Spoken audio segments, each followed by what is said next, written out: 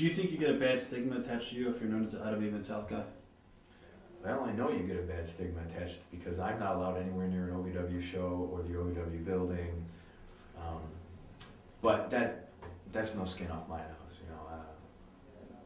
Speaking of Jim Cornette, what do you think about his tirades against IWA Mid-South?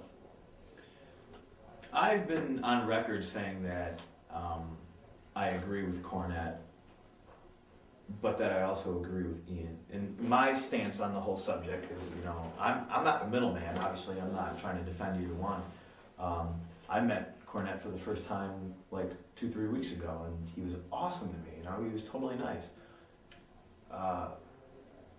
The heat with Cornette and Ian is that Ian got pro wrestling thrown out of armories in Kentucky, which cost Jim Cornette a lot of money because Cornette ran a series of shows. Like, you know, he had probably a different town with an armory in it, you know, every week, and that cost him money because, you know, pro wrestling.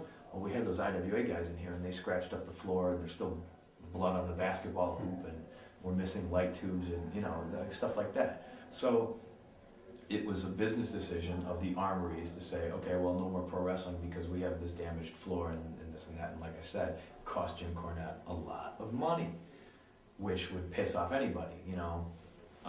So Cornette says IWA isn't wrestling. I disagree because I wrestled Eddie Guerrero there. There is wrestling in IWA. It's just better known for the deathmatch stuff, you know.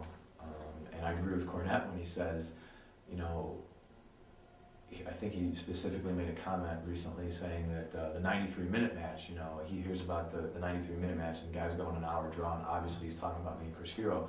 You know, well, that's great, but how come Ian doesn't promote the shit out of that? And it's just, you know, come watch this guy hit this guy in the head with something, a fan-made, you know, like a baseball bat with spikes through it, or a Christmas tree with, you know, thumbtacks in it, or, you know, stuff like that.